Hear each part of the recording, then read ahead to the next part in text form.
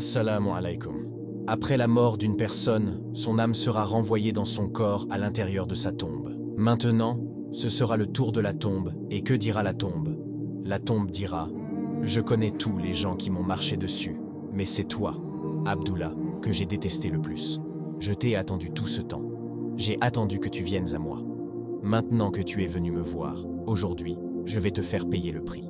Aujourd'hui, tu sauras comment je vais te traiter. » À ce moment-là, la tombe l'étreindra avec une telle force que les côtes d'un côté pénétreront dans l'autre côté. Et le prophète sallallahu alayhi wa sallam l'a pratiquement démontré. Il a pris les doigts de sa main droite et les a placés dans les doigts de sa main gauche comme ceci. C'est ce qui va se passer. Et maintenant, les anges Munkar et Nakir viendront. Et le prophète sallallahu alayhi wa sallam a décrit ces anges. Il dit que leurs yeux scintillent comme l'éclair. Voyez l'éclair. C'est ainsi que leurs yeux scintillent. Leurs voix sont puissantes comme le bruit du tonnerre. Leurs dents sont comme les cornes d'un taureau. Leurs cheveux atteignent leurs pieds.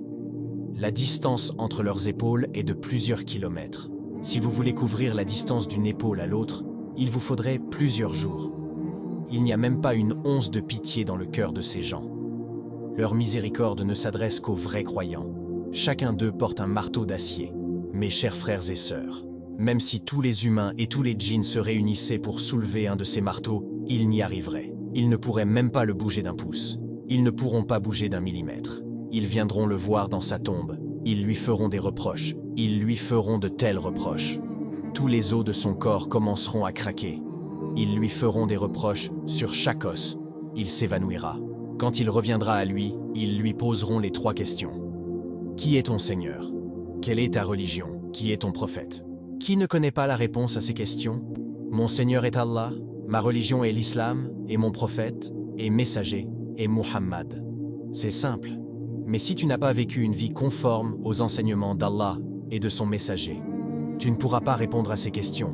Et à ce moment-là, ils le frapperont avec ce marteau, avec une telle force, que les étincelles se répandront dans la tombe. Les étincelles se répandront, et il lui sera dit de regarder en haut, et une porte s'ouvrira sur le paradis. Il pourra voir le paradis. Il pourra voir les bénédictions du paradis, et on lui dira « Ô ennemi d'Allah, tu avais une chance de rentrer ici, mais tu as refusé d'obéir à Allah. » Et à ce moment-là, il éprouvera un regret tel qu'il n'en a jamais éprouvé auparavant. C'est à ce moment-là que la réalité s'imposera à lui. Il voit le paradis, et il sait maintenant qu'il en est privé. Il sait ce qui va se passer par la suite.